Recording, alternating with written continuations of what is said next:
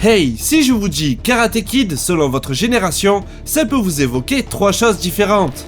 Peut-être la trilogie originale des années 80 et son spin-off sorti en 94, ou bien si vous avez moins de 30 ans, la première chose qui vous vient en tête c'est possiblement le remake de 2010 avec le célèbre Jackie Chan, voire probablement vous avez pu tomber sur la récente série Cobra Kai qui après 6 saisons au compteur a connu un succès non négligeable sur une plateforme de streaming très populaire. Karate Kid, c'est donc une licence qui a plus de 40 ans aujourd'hui, avec une fanbase internationale et qui couvre plusieurs générations.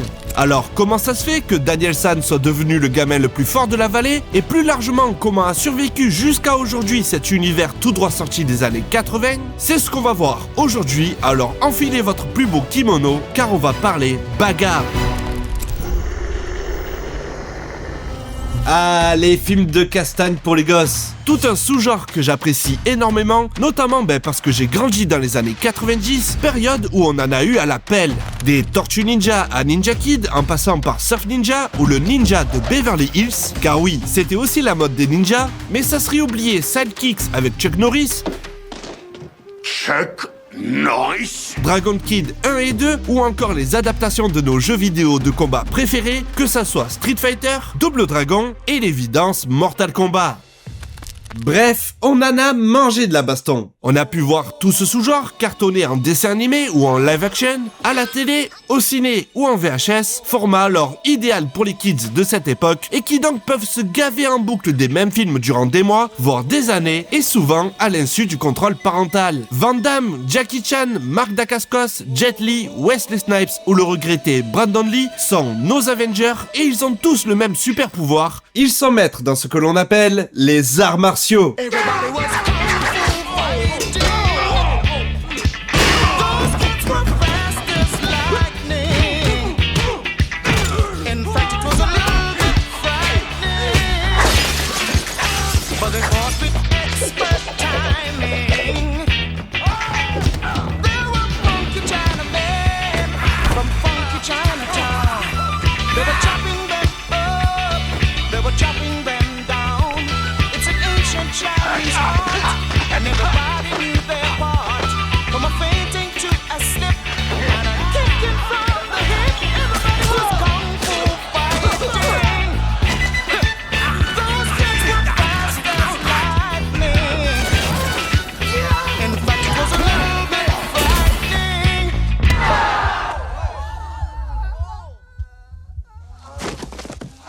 Mais c'est pas encore notre sujet et il faut reprendre depuis le début. Alors...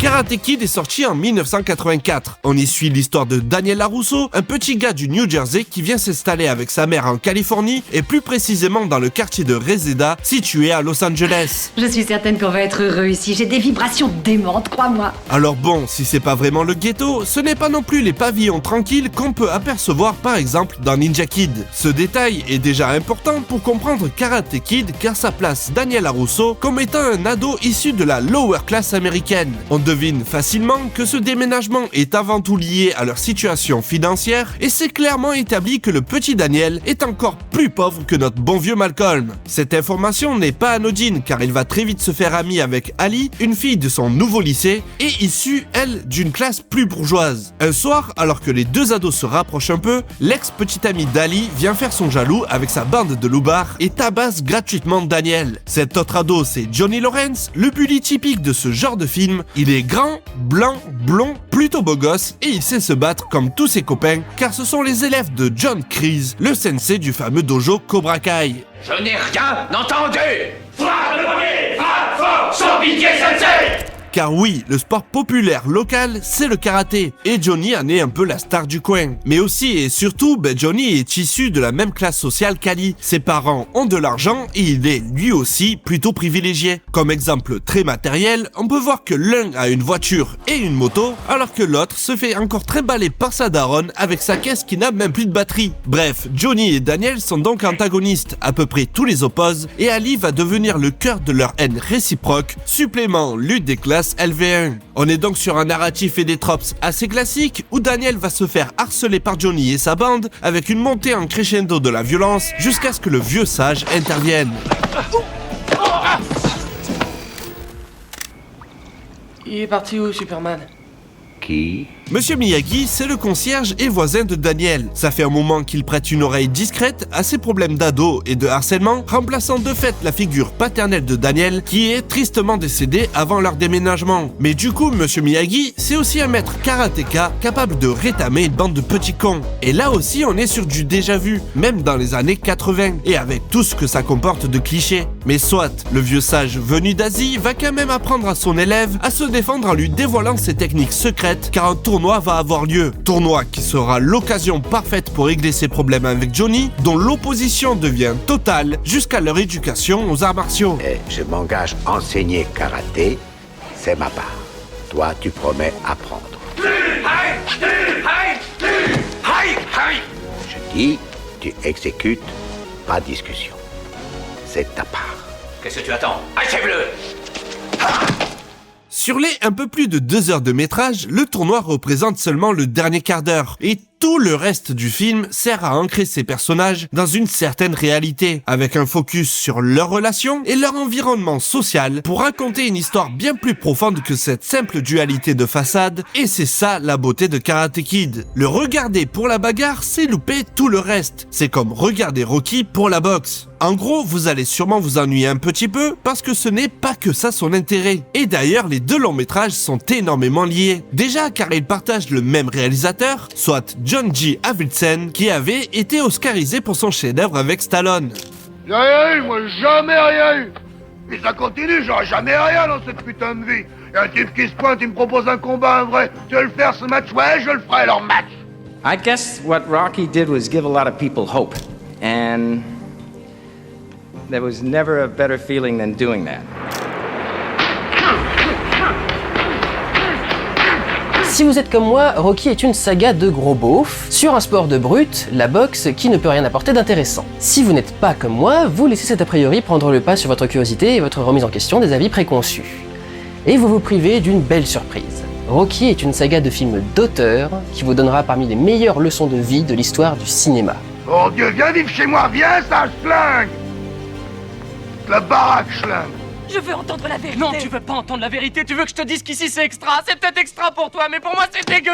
Je hais ce pays, je le déteste. Je veux rentrer chez moi. Pourquoi on retourne pas chez nous? Alors, il y aurait énormément à dire sur le bonhomme et sa filmo, mais on va pas faire ça, ni refaire tout Rocky. Il y a la rétrospective de Durandal et la vidéo du copain Dead Will pour ça. Gardez juste en tête que Rocky, c'est un film culte pour plein de bonnes raisons, et que John G. Avildsen a une carrière assez parlante, à commencer par Mon ami Joe, un des premiers films de pétage de plomb, sous-genre qui porte en lui plein de problématiques déjà évoquées par Bolshevik dans sa vidéo sur Chute Libre. Et si j'en parle, c'est pas seulement pour faire de la pub, mais aussi car de la même façon que Schumacher était avant tout vu comme étant un faiseur doué, Avildsen partageait avec lui ce trait commun de ne pas être reconnu comme étant un réalisateur avec un grand R, mais quelqu'un qui savait gérer un budget, une équipe et un bon script. Son talent est reconnu pour Rocky, oui, où il rafle l'Oscar à la barbe de Sidney Lumet et son film Network quand même, mais peu lui reconnaissent le même talent sur Karate Kid en le reléguant tristement au rang de Rocky pour les gosses, la faute peut-être au fait que les deux se terminent par un combat, effectivement, ou que l'on suit principalement ce que l'on appelle un outsider, soit quelqu'un qui n'a pas toutes ses chances de son côté, mais qu'on a envie de soutenir naturellement, de par sa position de quelqu'un qui va en quelque sorte mériter de prendre sa place au plus fort, ou encore peut-être plus simplement par la seule présence de Bill Conti au générique, qui revient régaler après Rocky avec de sublimes morceaux et un thème iconique.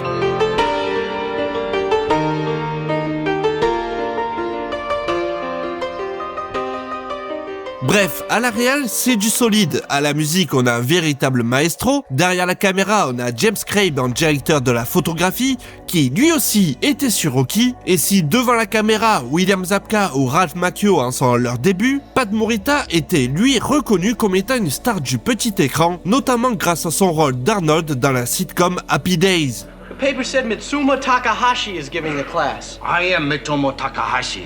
Is this the face of Arnold? Et le bonhomme deviendra, grâce à Monsieur Miyagi, un visage iconique des années 80, reconnu par une nomination aux Oscars au passage. The big guy, Jerry Weintraub, didn't want me for this. He wouldn't even consider me for a reading. John Avildsen, to his credit forever, God bless him, boy, he says, look, I really don't care what Jerry says at this point. I want to read everybody, and I mean everybody, including people we haven't even covered yet. So I walk in and I meet a half a man. What do you mean? Well, he's got a camera on this side and a battery pack from here over, and this side's talking to me. He's looking at me, he's, hi, Pat, John Avildsen, nice to meet you. So he's taping this thing, right? And I'm looking through the camera and I'm saying, this guy is this guy. So, and I learned this later on.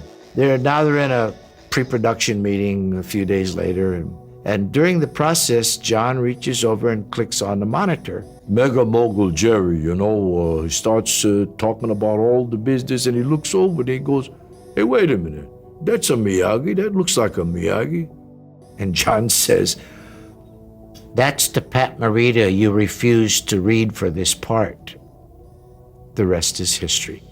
Mais s'arrêter à Pat Morita pour raconter Monsieur Miyagi, ça serait passer à côté de l'histoire dans l'histoire. Car en effet, même si les marketeurs de l'époque voulaient faire dire à ce bon vieux Pat qu'il avait fait toutes ses cascades lui-même, l'acteur a toujours dit l'inverse, car il ne pratiquait pas les arts martiaux et ne parlait même pas japonais. Pat, c'est avant tout un comédien de stand-up qui a eu une vie particulièrement difficile, notamment car à l'âge de 2 ans, il a été atteint d'une tuberculose spinale, maladie qui l'a empêché de marcher jusqu'à son 11e anniversaire. Puis à son 12e, alors que son état s'améliore grâce à une opération expérimentale, il est emmené puis séquestré dans un camp de concentration américain avec toute sa famille. We Americans, we like to use euphemistic words, so they call them relocation centers. They were America's versions of concentration camps.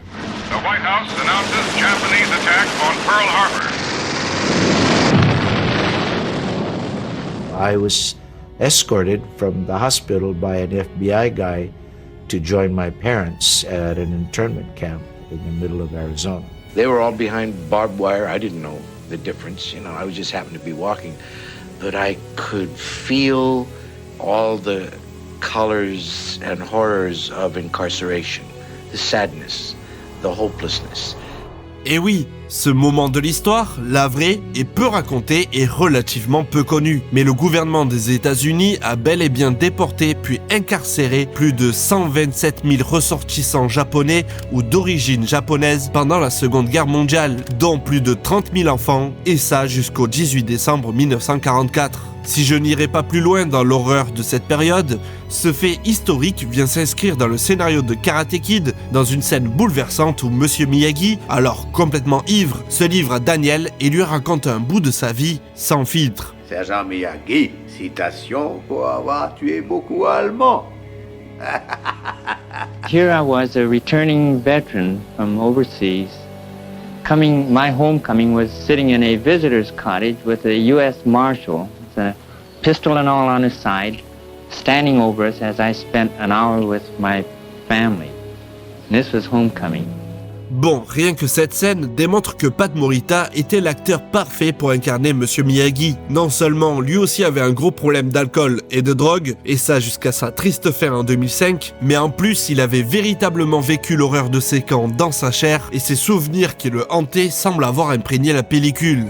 Sergent Miyagi, colonel, regret informé, épouse et enfant, complications, accouchement.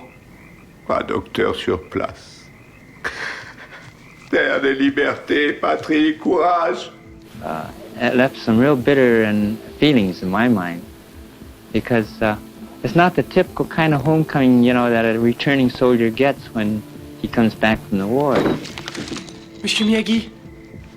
Monsieur Miyagi. Cette scène est certainement la scène qui lui a valu la reconnaissance de l'Académie des Oscars et qui fait de Karate Kid bien plus qu'un film sur le karaté. Et même si certaines critiques n'ont pas été tendres envers les clichés véhiculés par le personnage, ça n'empêche pas l'importance d'une telle représentation de ce bout d'histoire. Surtout seulement 1 an après qu'un rapport gouvernemental ait établi que l'internement des ressortissants japonais avait été, et je cite, le produit du racisme. et ça dans un moment crucial de l'histoire du pays, soit les années 80, dit les années Reagan. Reagan qui d'ailleurs a dû, sous la pression populaire, dédommager les ressortissants japonais qui avaient été internés à hauteur de $20,000 par tête de survivants. Studio executive powers that be want to throw that scene out.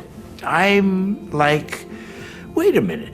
It's the only real moment of Miyagi's fallibility and being human.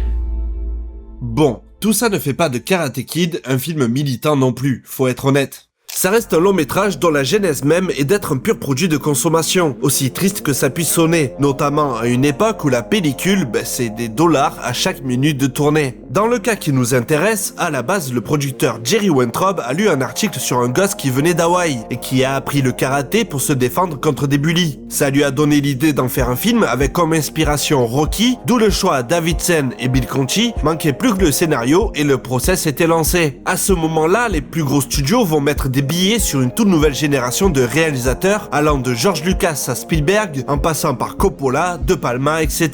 That was basically our group. And what we did in our generation will never be duplicated. We were able to get into the studio system and use all that stuff in order to make some pretty incredible movies before the businessmen took over again. Le point de départ de tout ça est souvent attribué aux Dents de la Mer en 1975, mais on a tendance à oublier que le film numéro 1 au box-office de l'année suivante, c'est Rocky. Et l'année d'après ça, ça sera Star Wars. Bref, vous avez compris, une nouvelle génération a pris le relais avec de nouvelles règles, et ça dans un soi-disant nouveau monde. Tout ça pousse aussi l'ère des franchises et donc des films en épisodes, avec en plus le soutien d'une nouvelle source de revenus dans la distribution des longs métrages, la fameuse VHS. Back to the Future Part 2.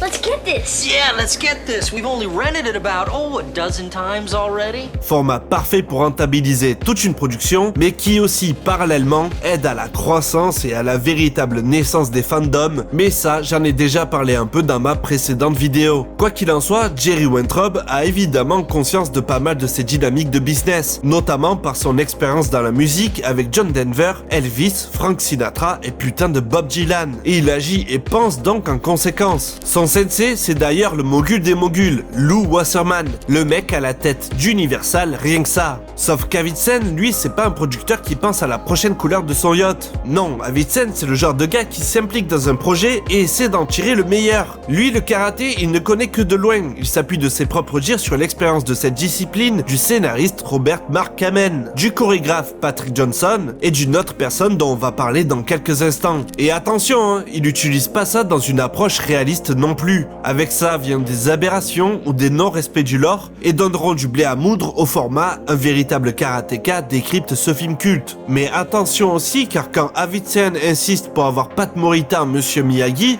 c'est pas pour son passé d'américain incarcéré dans son propre pays, non, c'est avant tout parce que Pat Morita arrive à transmettre quelque chose de pas facile, une empathie, une espèce de douceur, une gentillesse. Bref, c'est pour son talent qu'il est choisi en premier lieu, mais ce choix particulier, plus la scène de Miyagi bourré qu'Avildsen a protégé jusqu'au final cut, c'est un peu clair comme de l'eau de Bruce Lee. Karate Kid est à contre-courant dans son contexte historique, et ça malgré qu'il soit un pur produit du système. Paradoxal, me direz-vous ?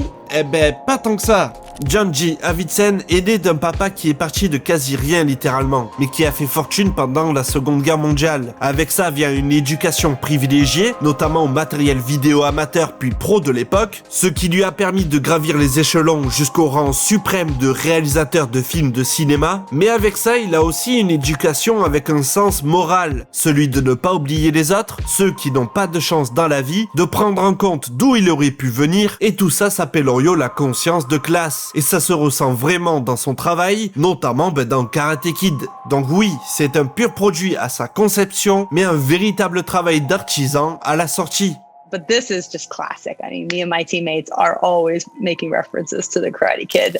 Pour reparler de Miyagi et le trope du vieux sage venu d'Asie spécialiste en arts martiaux, c'est justement l'une des blagues du film. C'est établi qu'il s'y connaît, mais l'entraînement de Daniel semble être une arnaque tout le long. I learned how to paint your fence, paint your house, wax your car, sand your deck. I learned plenty.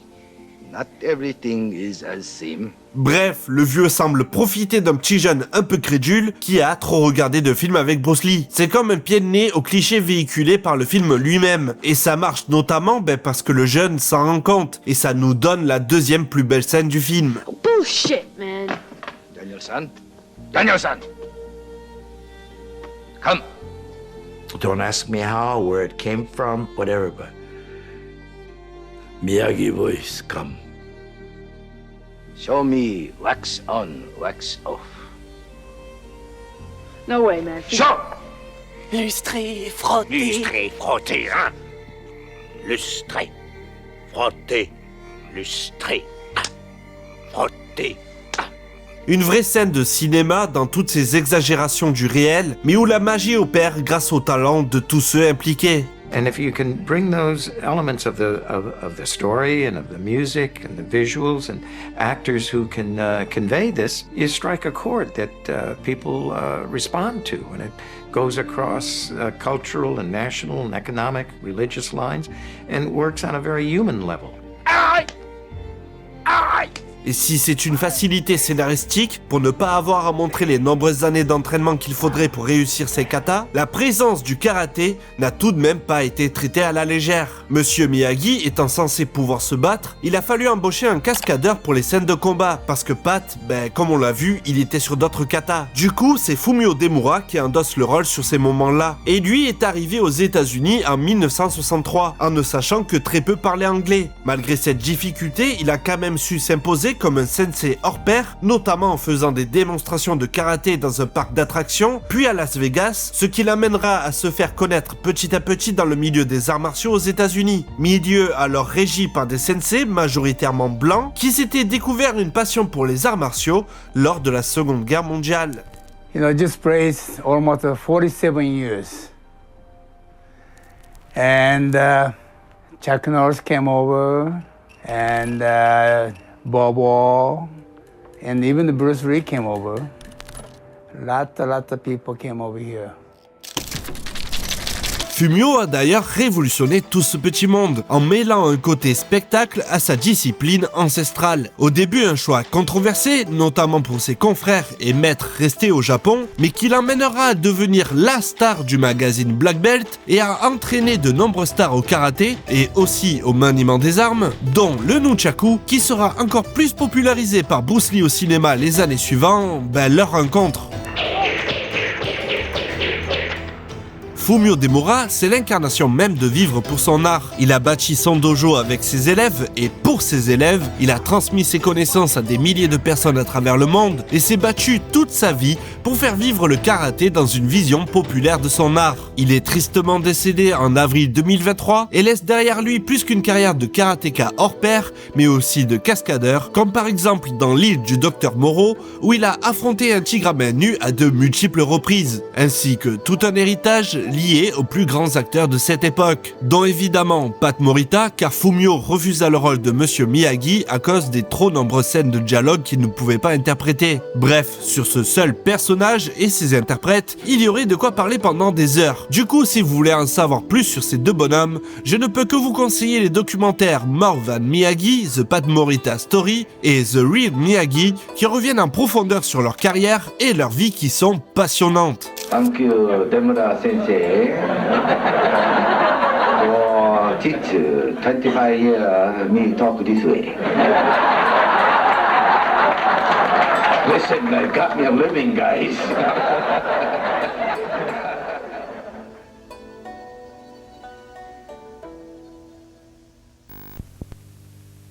I got involved with karate because last year I used to go to a public school, and the sixth graders would always pick on me and beat me up.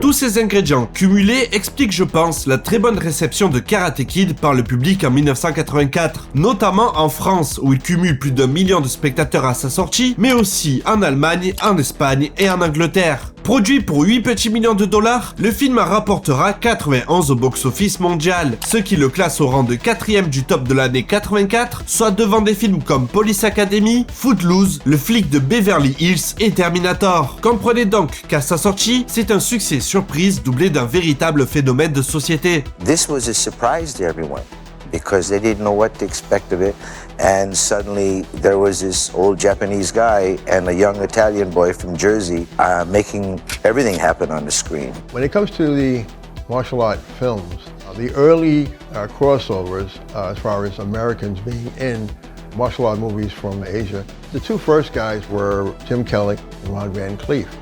Seeing non-Asians in these films gave people something to look at and say, oh, wait a minute, you don't have to be Asian to learn martial arts. Anybody can learn. Bruce Lee, he started the awareness, the biggest awareness, I think, the big push for Americans to start martial arts. At the time it was Kung Fu, but I think more Americans knew the word karate. Then Karate Kid came out, and then there was another massive pulse. Et oui, car si les arts martiaux en général ont su s'imposer petit à petit dans la culture populaire depuis les années 60, et que le kung-fu a dominé toutes les années 70, c'est surtout dans les années 80 que le karaté devient une véritable mode et s'intègre à la culture mainstream américaine. En plus, le karaté se pratique dans une tenue de base qui se pimpe de niveau en niveau avec des ceintures de couleur et surtout avec des patchs de l'école à laquelle on appartient. Les démonstrations sont impressionnantes et calibrées pour l'être, notamment grâce à ces espèces de mini-jeux où il faut casser des trucs avec son poing, le tranchant de sa main ou avec un coup de pied. C'est donc très divertissant et l'apprentissage récompense les efforts par quelque chose de matériel et visible aux yeux de tous. Contrairement aux disciplines que l'on attribue au kung-fu, qui se pratiquent généralement dans des tenues libres et où la progression est plus abstraite. En gros, ce que l'on a appelé le kung-fu, c'était plus un truc de hippie à la base, là où le karaté s'est développé par des codes assimilables facilement, mais aussi avec une structure presque militaire où le sensei est maître de sa petite armée. Ici ou dans la rue, en compétition, l'homme qui t'affronte devient ton ennemi. Et un ennemi est traité sans pitié. Quel est votre problème, monsieur Lawrence? On laisse tomber, on s'en va. Cette dualité entre art et sport, violence contre défense, bien et mal, c'est déjà un terrain passionnant pour débattre. Mais ce qui m'intéresse, c'est que, au-delà de ça, ça permet à plein d'ados de se sentir pleinement investis dans une vie de groupe, parfois d'âge, de confession religieuse ou de couleurs différentes, et évidemment, c'est quelque chose qui marche très fort à la Gingras, où l'on cherche tous plus ou moins notre place dans ce monde. Si on est vraiment dedans, ça peut donner une certaine vision de la vie en communauté, et de comment régler les conflits et autres rapports à l'autorité dans un cadre sportif et dans un respect mutuel. Enfin, ça, c'est quand les sensei ne sont pas des fumiers de première. Vous voyez, pour moi, le karaté est un sport de discipline, de style et de force intérieure. C'est une sorte de philosophie. Tu vas trop au cinéma, fils.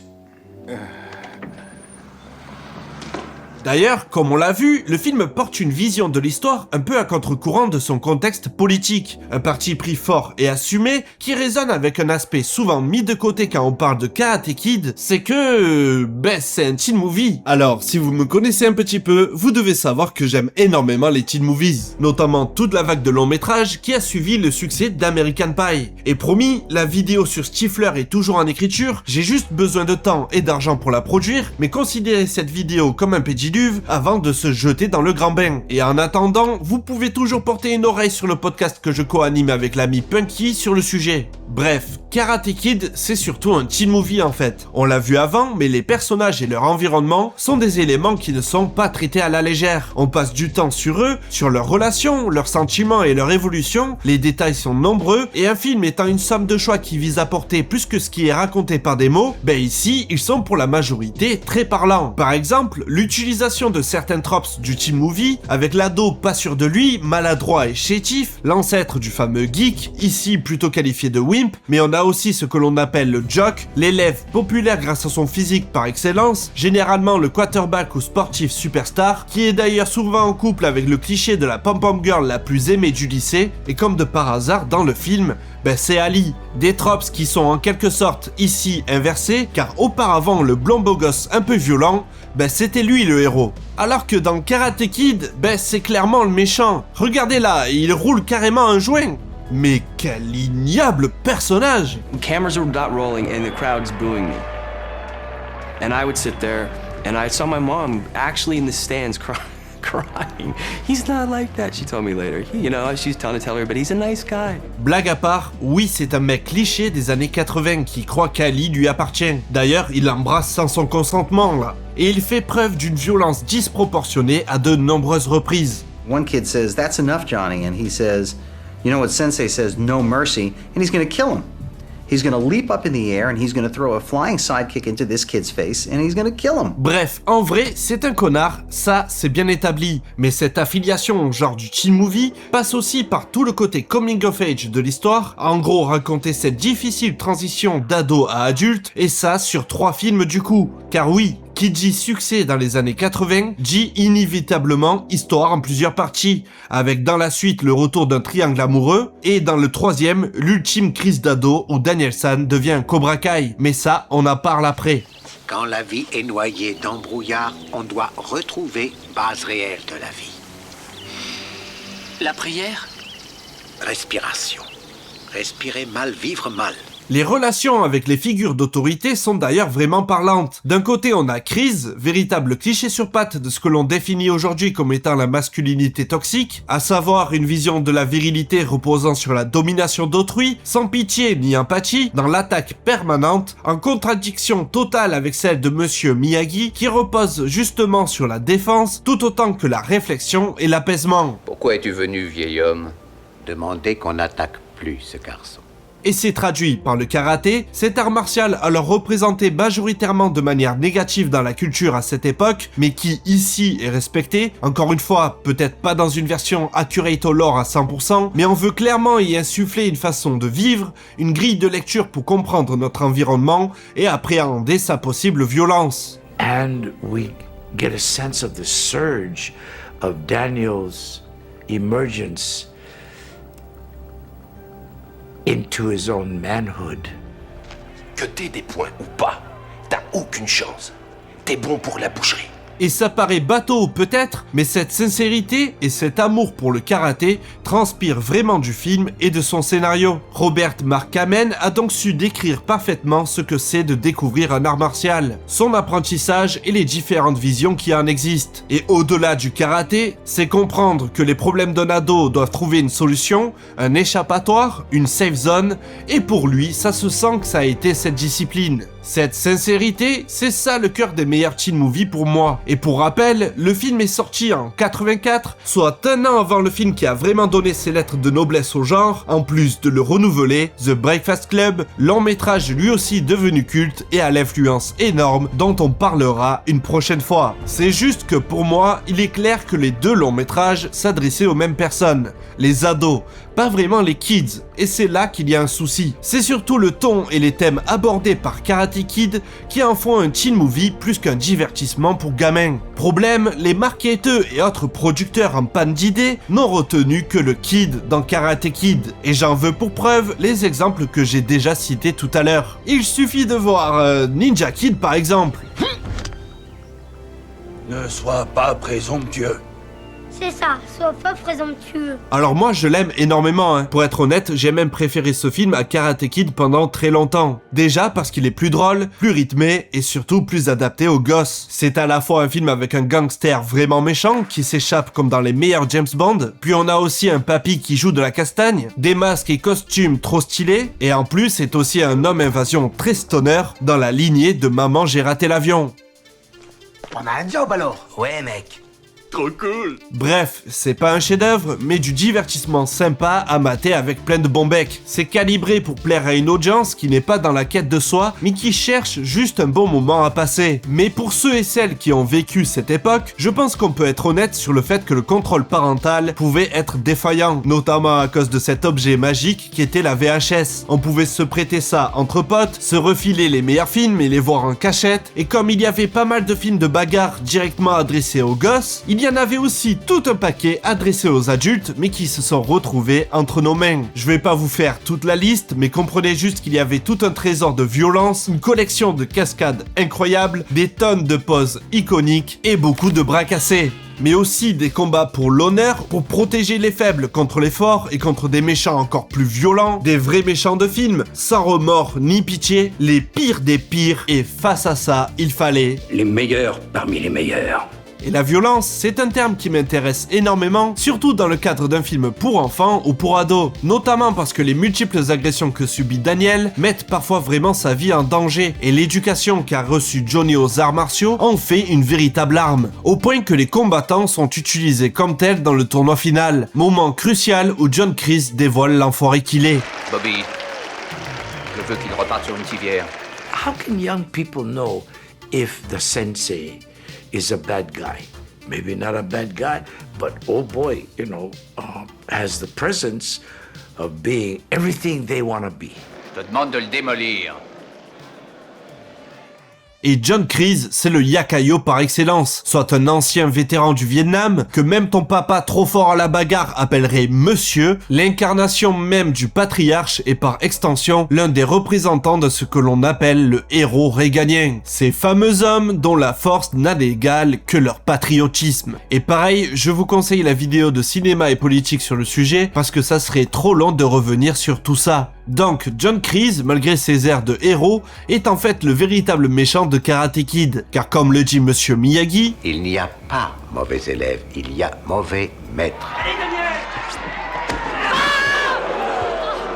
Anytime that I wanted to smile, John Avildsen would say, "We don't want that Marty Cove. I want darkness. I want evil." Vous croyez que j'aurais pu gagner? Perdre, gagner, pas important. Non, c'est pas ce que je veux dire. Alors, cocotte, qu'est-ce qui se passe? Ta maman t'a laissé sortir toute seule? À chaque fois que je verrai ces salauds, je saurai qu'ils m'ont battu. Bon, si le film s'arrêtait là, soit après que Kreese ait exigé de son élève de tricher et de péter la jambe de ce pauvre Daniel, le film porterait un message clairement bancal. Une bonne histoire, c'est avant tout une bonne résolution, et si c'est pas automatiquement synonyme de victoire, ici, Daniel ne peut pas perdre, tout simplement car il porte avec lui l'espoir de ceux qui se reconnaissent dans son combat. Donner la victoire à Johnny sur ce coup bas, ça serait super décevant. Peut-être réaliste, mais clairement pas à la hauteur des attentes. Car les attentes sont claires et établies depuis le début, Daniel doit se battre non pas pour se venger de son harcèlement, mais pour que celui-ci s'arrête, justement. Et ça, parce que Kreese l'a obligé en plus. Que dites-vous d'un match, monsieur Laurence? Oui, sensei. Non, pas bagarre. C'est un dojo de karaté, pas une classe de tricot. Si le combat avait été juste jusqu'au bout, peu importe que Daniel gagne ou perde, il aurait en quelque sorte prouvé sa valeur par la bagarre, mais de manière encadrée et relativement safe. Et il se serait sûrement moins fait emmerder par la suite.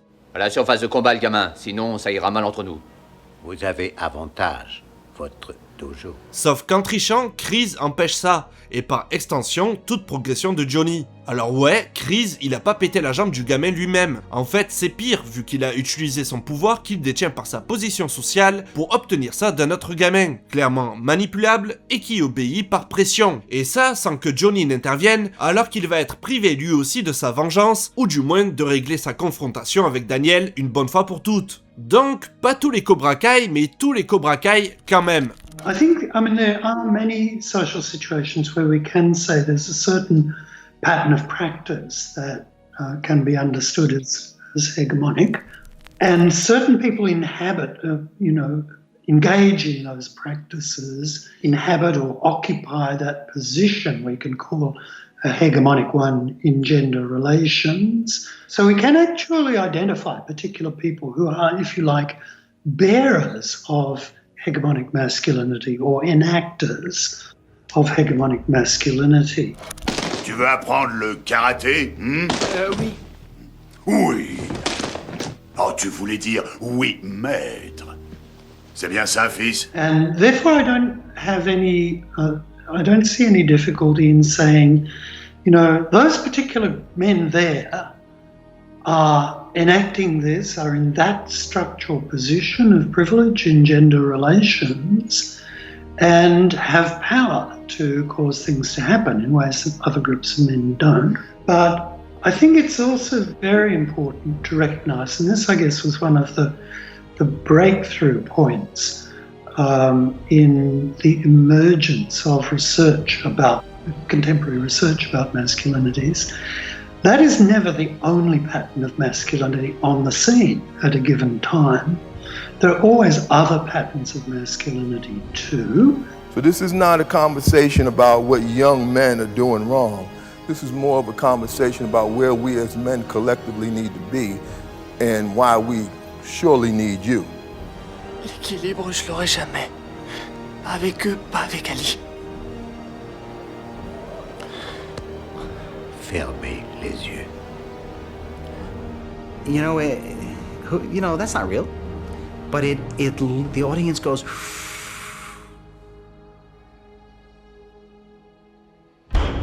Voici le moment que vous attendez tous avec impatience.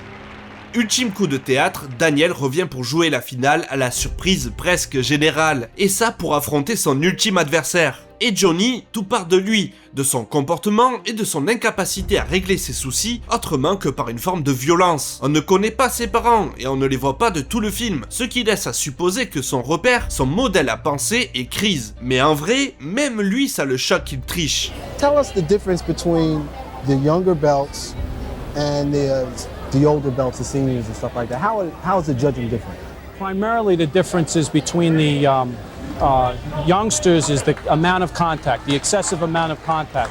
The individual students have to focus in and come relatively close without actually making any contact to the face. They're allowed to make body contact, but it has to be controlled. We don't want things getting out of hand, and we're trying to encourage competition without injury. Une partie de sa structure de pensée à Johnny, c'est le karaté, et les règles établies pour la bagarre dans le cadre de cet art martial. Un tournoi, c'est censé être sacré, et c'est sûr que voir celui qui nous a tout appris s'abaisser à ce niveau pour gagner, ben ça a de quoi mettre le doute sur c'est quoi être un bon combattant, ou tout simplement être un homme. Tu lui pètes la jambe. I'm just scanning this guy. I'm looking back and forth. I'm like, who are you? You know, no mercy. Ça te pose un problème de conscience? It's that moment when there's all of a sudden a veil pulled off of somebody that you just completely worship and respect, and they're not who they are at all. Sois sans pitié.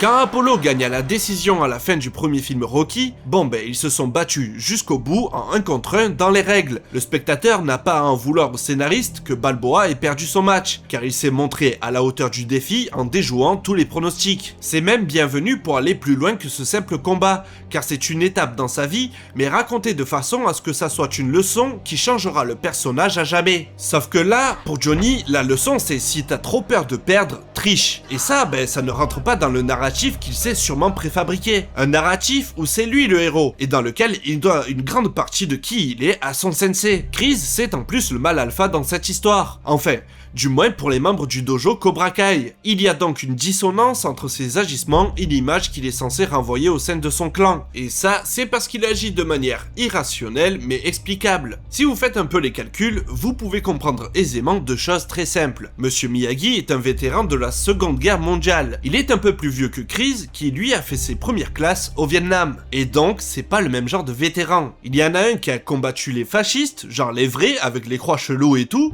quand l'autre... Bon, ben, j'ai vraiment besoin de vous faire un cours d'histoire sur la guerre du Vietnam. Je suis le sergent d'armement Hartmann et votre chef instructeur. À partir d'aujourd'hui, vous ne parlerez que quand on vous parlera, et les premiers et derniers mots qui sortiront de votre sale gueule, ce sera chef, tas de punaise. Est-ce que c'est bien clair? Chef, oui, chef! Mon cul, je n'entends rien. Montrez-moi que vous en avez une paire. Chef, oui, chef! Eh bien, je ne vois qu'une seule chose à dire sur la guerre au Vietnam. Pour faire très vite, ils ont perdu, c'était eux les méchants, et ça, malgré que pour nombre d'entre eux, ben, c'était pas leur guerre. Je ne vais du coup pas insister sur la contre-culture de cette époque, Woodstock, les hippies, le flower power, ça je le réserve pour une autre vidéo, mais voilà, Chris, c'est pas le même genre de héros, en tout cas, pas pour tout le monde. Je suis pas aveugle, Stevie, je vois bien, je sais ce qui se passe dans la tête des gens quand ils me regardent.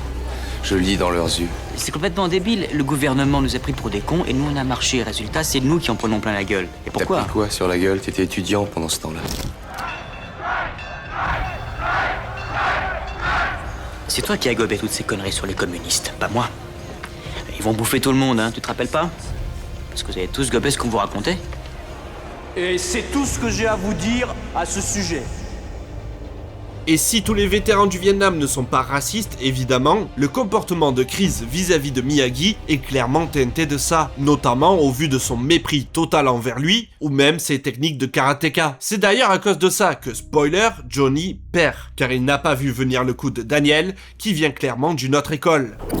Mais justement, même si nos deux figures paternelles pratiquent a priori le même karaté, il y en a un qui en a fait son métier et l'autre qui apprend ça à un seul ado par obligation morale et par une spirale d'engagement. Engagement qu'il essaie par tous les moyens de désamorcer, mais comme le disait la sociologue Rowan Connell, même s'il y a plusieurs masculinités qui coexistent à un moment donné, il y en a quand même une qui reste dans une position de pouvoir et de domination, notamment par l'usage de violence et s'impose aux autres par elle. C'est dans la tête du spectateur que le combat idéologique se joue, dans votre propre morale et dans la légitimité que vous accordez aux protagonistes à agir comme ils le font. Ou non, on va mettre de côté le supposé racisme de Chris. Perdre le tournoi, c'est perdre de la crédibilité et possiblement du chiffre d'affaires pour lui.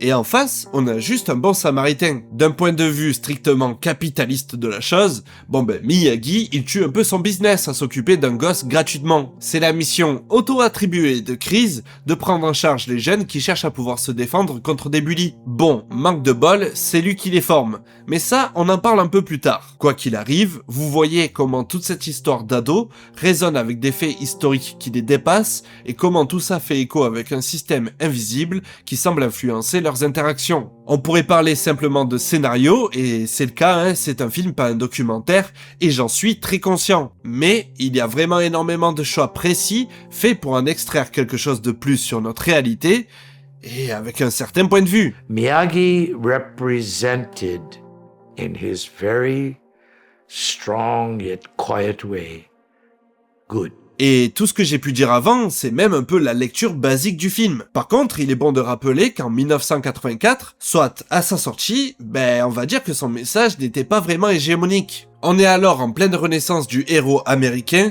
Rambo 2 ou Rocky 4 par exemple, c'est 85, une fois que Reagan a été réélu, un peu plus de 4 mois après la sortie de Karate Kid au passage. Donc, si son message était probablement moins évident à sa sortie pour tout le monde, j'espère que ici et maintenant, on peut tous se mettre d'accord sur le fait qu'on est Team Miyagi. Je pense avoir assez prouvé que Chris, c'est un vrai salopard qui triche, etc. On n'est pas avec lui. Par contre, pour Johnny, c'est autre chose. Tu es en train de me dire que lorsque tu regardes Karate Kid, tu n'es pas pour le héros Daniel San? Non. Un gag récurrent traverse la sitcom Oh, I Met Your Mother. Le personnage de Barney prend toujours le parti des méchants dans les films, il les conçoit même comme leurs héros officiels. Le ressort comique repose sur le fait qu'il s'agit d'œuvres aux antagonistes bien identifiés. Et tu es pour qui dans Piège de cristal? Hans Gruber, le bandit international au charme fou. C'est lui qui meurt dans Piège de cristal. C'est le personnage du titre. Le Breakfast Club. Le professeur qui garde les élèves en col. C'est le seul à porter un costume digne de ce nom. Je ne regarderai plus jamais aucun film avec toi. Cette inversion des valeurs participe à la caractérisation de Barney comme un type égoïste, à l'éthique défaillante, un salaud qui se range naturellement du côté des salauds sans même s'en apercevoir. Quand je regarde Karate Kid, ce qui m'intéresse c'est le gamin qui est dans le titre, Johnny Lawrence du dojo Cobra Kai. Bon, si je ne suis évidemment pas du même avis que Barney Stinson, c'est pas non plus tiré par les cheveux de dire que Johnny Lawrence a de quoi être intéressant, et surtout sur la fin du film. Car ok, c'est satisfaisant de voir Daniel gagner et entendre son harceleur lui dire enfin qu'il est fortiche, mais pour info, Karate Kid n'était pas censé se finir sur ce freeze frame iconique de Monsieur Miyagi.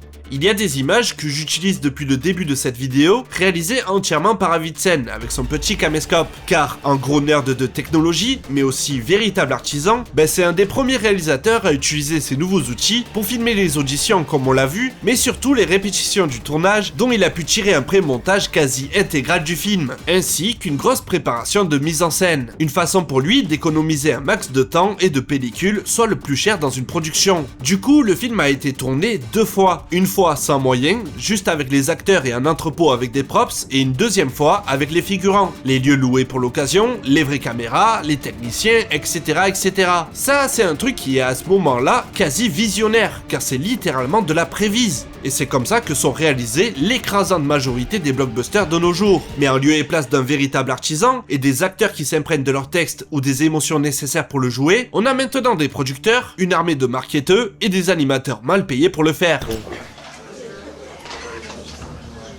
Bref, au-delà de l'anecdote technique, dans ces vidéos de répétition, on peut y voir plusieurs scènes qui n'ont pas été jusqu'au Final Cut, ni même jusqu'au tournage a priori, mais on les a et elles sont disponibles sur la chaîne YouTube Davidson, qu'il a tenu jusqu'à son décès dans un bordel digne d'un papy un peu paumé. Dans ce foutoir où on peut trouver plein d'autres trucs super intéressants, il y a cette scène avec non pas Martin Kove en bad guy, mais Judd Glover, un acteur lui aussi connu pour ses nombreux rôles de méchants, surtout dans les années 90 et un peu 2000. Les lutteurs ignorent la peur. Seuls les faibles la connaissent, nous sommes des leaders. Et bref, si j'en crois ce que je vois, soit un duel entre Miyagi et Kreese, ben spoiler, c'est clairement pas la fin de Karate Kid, mais le début de Karate Kid partie 2. The decision was made about 2 weeks into the box office on Karate Kid 1, but we, in fact, were always planning to do a sequel if the first one did well. The business of sequel making brings with it the inevitable question, how do you top the last one?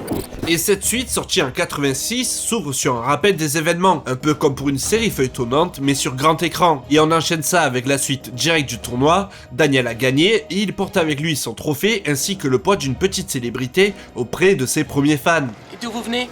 De Reseda. Oh bah j'habite là-bas moi aussi. Cool pour lui hein, mais pendant ce temps, et sur le même parking, Kreese s'en prend violemment à ses élèves, dont Johnny, qu'il va jusqu'à étrangler. Et là, on a enfin la confrontation entre les deux sensei.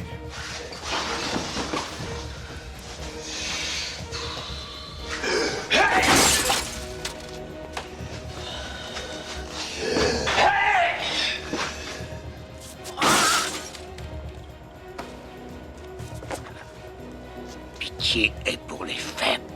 L'homme en face de toi, il est ennemi.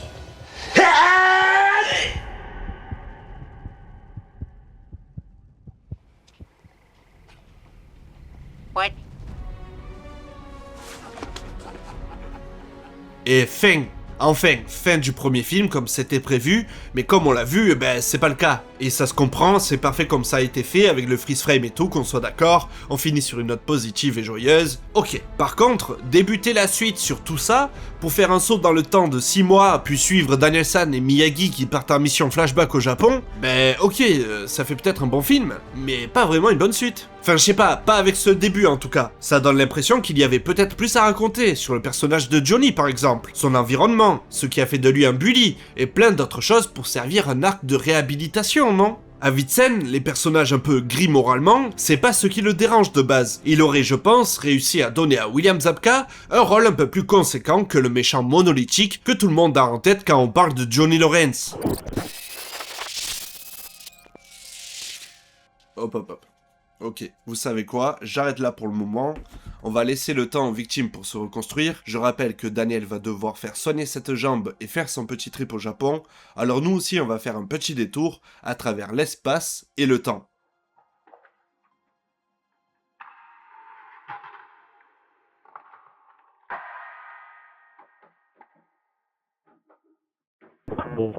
Les années 80, c'est loin. Et je ne les ai pas connus, ni vécus, car moi, je suis un kid des 90s. J'ai pas de grand frère ou autre cousin qui m'aurait transmis Karate Kid. Du coup, j'ai même pas grandi avec la licence. Moi, en vrai, j'ai grandi avec Best of the Best et plein d'autres films que j'aime toujours énormément. Mais ouais, je ne suis jamais tombé sur Karate Kid, même au hasard d'une diffusion télé. Je connaissais la saga, vu que c'était une référence, souvent utilisée dans d'autres films ou séries, mais c'est qu'en 2010 que je vais vraiment me pencher sur tout ça. Car 2010, c'est la sortie du remake de Karate Kid. Et comment dire?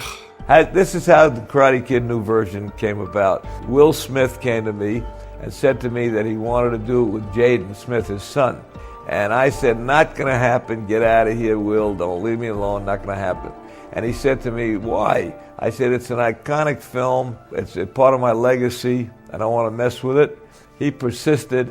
And finally, I said to him, okay, let's get a script, let's take a look at a script. Il voulait donc reproduire le miracle Davidson avec son fils dans l'espoir d'y offrir une carrière au cinéma. Ça, c'est les très grosses lignes et chacun en pense ce qu'il veut. Mais voilà, son fils est un inconnu pour le moment et pour produire un film, surtout en 2010, il faut des garanties qu'il marche. L'utilisation du nom de la licence, c'était un très bon départ, mais Pat étant décédé, c'était pas possible de jouer la carte de la nostalgie. Ralph Macchio aurait pu être un choix, mais c'est pas ce qui a été décidé, donc il fallait remplacer le sensei, et de préférence par une grosse star pour faire venir les gens. Et le choix le plus logique pour eux, c'était Jackie Chan. Parabole. Bon, tout petit cours au cas où, ça c'est la Chine et ça c'est le Japon. Au milieu il y a de l'eau, mais surtout plein de petites îles et une très longue histoire conflictuelle entre les deux peuples pour s'arracher des bouts de terre, dont ceux qui flottent, et où habitent des gens pris dans ces conflits. Dans le tas, il y a l'île d'Okinawa qui au XVe siècle devient le berceau du karaté. Évidemment, ça ne naît pas comme ça par magie, c'est de multiples échanges culturels, notamment avec des Chinois spécialistes en arts martiaux, qui font naître cette nouvelle façon de se battre, mais surtout de se défendre, au hasard contre des personnes qui voudraient imposer leurs lois par la force, dont une interdiction de posséder et d'utiliser des armes. Et c'est super intéressant, mais je suis pas spécialiste du sujet, et cette vidéo est déjà bien trop longue, donc Karate Kid en Chine. Bon ben t'es obligé de faire avec ce que les occidentaux ont appelé le kung-fu. C'est l'art martial local et si l'un découle de l'autre, ça n'en fait pas une raison valable pour garder le titre du film, qui en devient trompeur si ce n'est mensonger. Yeah, before I was a little bit nervous. Remake Karate Kid. I said no, it's not a good idea. After I read the script, oh, it happened in China. I'm not a Miyagi, I will be a Jackie Chan, and we are not doing karate, we're doing martial art. Le kung-fu c'est important, je dirais même le kung-fu c'est génial, et en plus The Kung Fu Kid, c'est sympa comme titre. Donc non, vraiment, il n'y avait aucune raison de l'appeler comme ça. À part si on n'a pas envie d'écrire un scénario et qu'on veut allègrement copier-coller ce qui a déjà marché. C'est-à-dire le triangle amoureux, déjà, avec ici supplément xénophobie, plus évidemment la daronne qui taffe et pas mal dépassé entre le déménagement, les soucis financiers, etc. etc. Rappelle qu'on est post-2008 et sous Obama aux États-Unis. Ouais, Obama, changez! Ça va changer! Et du coup, une version du vieux sage qui va prendre le rôle de guide pour ce jeune perdu dans un bled qu'il ne connaît pas et où certains lui sont hostiles. En easter egg, il y a bien ce gosse plus peroxydé qu'Eminem, probablement un rappel du perso de Johnny Lawrence, mais j'en suis même pas sûr, et évidemment quasi le même mantra que les Cobra Kai pour la team de méchants, et leur Laoshi.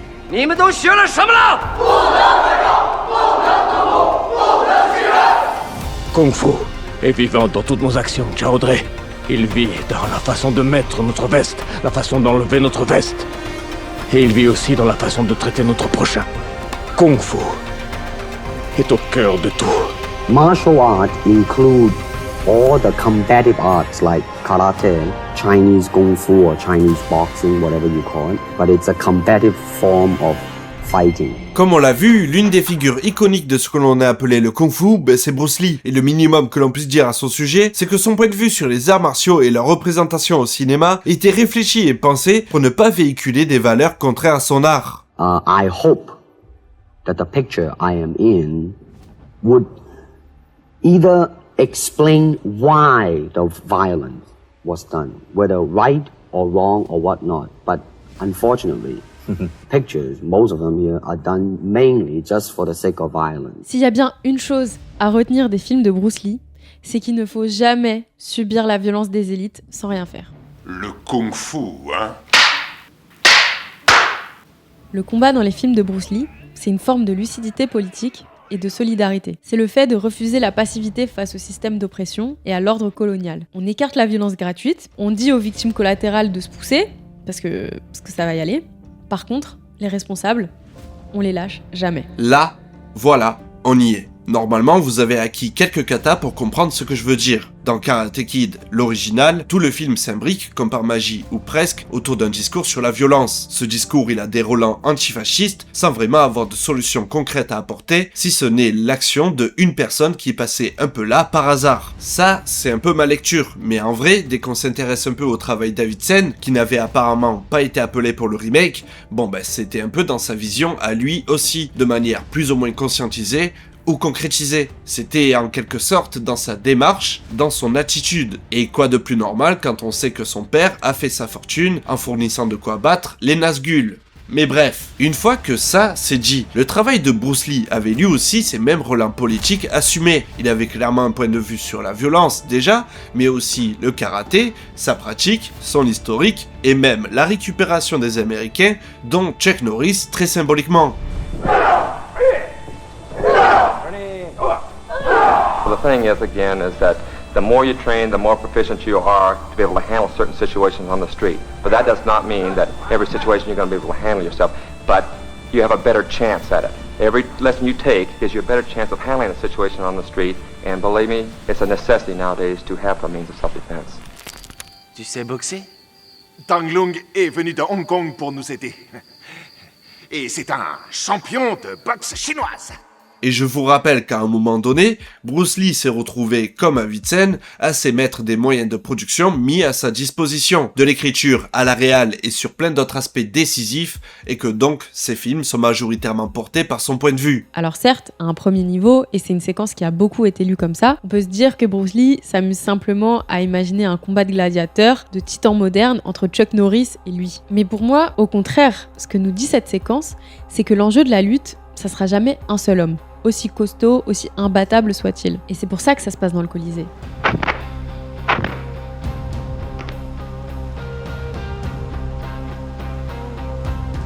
Un point de vue humaniste très premier degré d'ailleurs, en mode les styles divisent les hommes à cause de leur doctrine et leurs dogmes, et donc on doit s'en extraire pour apprendre à s'exprimer librement. L'important, c'est d'utiliser toutes les possibilités de son corps. Une fois face à un adversaire, il faut exploiter au maximum toute son énergie. Peu importe l'origine de la boxe. To me, okay, to me, ultimately, martial art means honestly expressing yourself. Now, it is very difficult to do. Ce qui est important, c'est ça pour lui, être libre dans son corps, son esprit et ses mouvements, que ça soit sous le communisme chinois ou le capitalisme libéral américain, deux systèmes économiques qu'il a pu expérimenter au cours de sa vie passée entre la Chine et les États-Unis. You still think of yourself Chinese, or do you ever think of yourself as North American? You know what I want to think of myself? As a human being. Quand on voit Karate Kid version Jackie Chan, bon ben tout y est comme dans l'original, vu que c'est quasi du copier-coller, mais une fois déplacé en Chine, et ayant changé le karaté par le kung-fu, et donc le capitalisme par le communisme, ben ça ne veut pas dire les mêmes choses. Comme pour le simple nom du film, tout ça c'est aussi important. Cependant, cette version, elle parle quand même d'un sujet plus qu'un autre, et c'est la pression de la performance. Ironiquement, autant dans le film que sur le tournage. C'est d'ailleurs tout l'arc du personnage féminin de ce film, Mei Ying, qui est constamment poussée par ses parents à exceller avec son violon. Bon, tout ça, c'est très intéressant aussi, mais vous l'avez compris, c'est pas vraiment le sujet de ma vidéo. Et vu que je compte parler plus en longueur de Jackie Chan une prochaine fois, eh ben on va s'arrêter là pour le moment. Et j'en profite, si Bruce Lee vous intéresse, il y a cette vidéo de la chaîne Virage qui en parle très bien et que je vous conseille vivement. En plus, ça pourrait vous donner des pistes de plus à suivre dans ce labyrinthe de thématiques passionnantes. Pourquoi on a besoin du racisme? Parce qu'il y a une question qui peut paraître bizarre de dire pourquoi les gens sont racistes. Non, pourquoi on a besoin du racisme? S'il n'y a pas de racisme, les classes populaires s'allient. Les paysans des différents pays se montrent des trucs et ils s'allient. C'est le pire scénario pour le système de pouvoir. C'est que les gens des classes dominées s'allient entre eux. Pourquoi il y en a besoin? Pour éviter les alliances de classe. Ça sert juste à ça en fait. Parce que sinon en fait les classes populaires blanches se retourneraient contre ceux qui accumulent toutes les richesses dans ce pays. Appeler ce film Karate Kid, c'est ni faire honneur au karaté, et encore moins à tout cet héritage autour du kung-fu. Et je sais que ce n'est que le nom du film, mais en plus, tout le reste est tellement loin du travail méticuleux qu'Avicenne avait réalisé, qu'avec le temps, je n'y vois plus que les énormes défauts d'un remake opportuniste et qui ne comprend pas à quoi il fait référence. Je capte du coup pourquoi le film a vraiment énervé une partie des fans de la licence originale. C'était clairement légitime, et pourtant il faut admettre que ça a été un succès, qui a rapporté plus de 360 millions au box-office mondial à sa sortie. Le film a eu son impact pour toute une génération, j'en suis sûr, mais pas assez pour redéfinir la franchise pour tout le monde. D'ailleurs, on n'a jamais eu de suite aux aventures de Dre, ce qui en somme en fait une réussite financière et un divertissement sympa pour le grand public, mais les passionnés du genre ne s'y trompent pas. Et c'est quelques temps après qu'il va se passer quelque chose sur le petit écran qui va raviver la flamme de cette saga pour ses plus grands fans. Dans How I Met Your Mother, les références autour de Karate Kid vont devenir un running gag dans le running gag, qui va culminer avec la présence de Ralph Macchio pour tout un épisode de l'avant-dernière saison de la série. Et c'est littéralement lui qui joue son propre rôle, avec beaucoup d'autodérision dans un épisode sur l'enterrement de vie de garçon de Barney, où les auteurs vont plus que souligner ses mauvais comportements qu'on a pu voir pendant déjà 8 saisons et 180 autres épisodes. Et toute l'idée de celui-ci, c'est de lui faire passer la pire soirée de sa vie à cause notamment de sa façon d'agir envers les femmes. Et bref, c'est vraiment tout un sujet qu'on va esquiver parce que vraiment on n'a pas le temps. désolé. Donc il passe la soirée en compagnie de son ex, de ses amis, d'un clown et Ralph Macchio, l'acteur d'un de ses films préférés, mais en qui il ne voit qu'un gamin pleurnichard et auquel il ne s'est jamais identifié, car lui s'identifiait à l'autre. Et je te présente le Karate Kid. Salut Barney. Ralph, je suis flatté de voir que... Les gars, je déteste Ralph Macchio. C'est un imposteur, je hais ce type. C'est pas lui le Karate Kid. Le vrai Karate Kid, c'est William Zabka, la star des Cobra Kai, le mec le plus cool au monde. Cette espèce de monstre l'a battu en trichant. Il l'a surpris en utilisant un coup de pied interdit. Cette scène m'a bouleversé. C'est carrément la fin la plus terrible de toute l'histoire du cinéma. Ah ouais, quand vous avez dit que c'était un cinglé, c'était pas du second degré. La ferme, Ralph Macchio. Bref, il apprend plus ou moins ses leçons, tout s'arrange car c'était une blague de sa future femme, et à la toute fin de l'épisode, le clown auquel personne ne prêtait vraiment attention se révèle être William Zabka, le Johnny Lawrence du dojo Cobra Kai. William Zabka! Mais pourquoi je suis autant content? Réhabiliter ce genre de personnage, est-ce que c'était vraiment nécessaire? Bon déjà, si vous vous posez ce genre de questions, c'est bon signe, mais rassurez-vous, on va en parler avec cette incroyable série qui est Cobra Kai.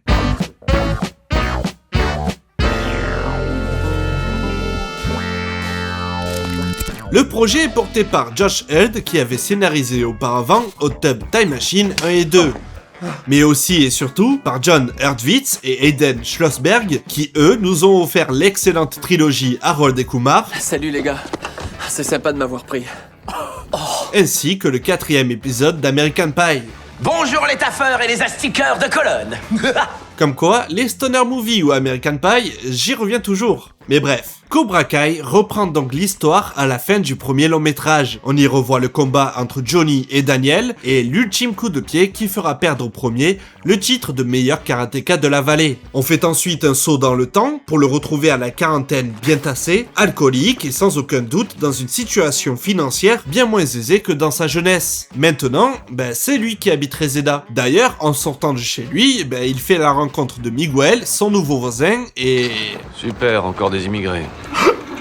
Bon ouais, c'est toujours un con du coup, doublé d'un raciste. Johnny est vraiment dépeint comme le loser par excellence, qui en plus enchaîne les petits jobs en étant viré tous les 4 matins. Attends, tu me vires à cause de cette pétasse? Et hop, on rajoute Miso à la liste. Bref, le mec a clairement atteint le fond lorsque justement, le jeune Miguel se fait chercher des noises par une bande de petits cons. Et le mec n'intervient pas, il mange sa pizza comme si de rien n'était, jusqu'au moment où l'ado est poussé contre sa voiture. Hey! Faites attention à la voiture! Hein? Quoi? Tu le crois, lui? Attends, je le reconnais. C'est le branleur qui a vidé la fosse septique de mon père. Oh! Allez, dégage, loser! Alors, vous vous rappelez peut-être que l'usage de la violence est jugé vis-à-vis du contexte dans lequel elle s'exerce et de qui la déploie?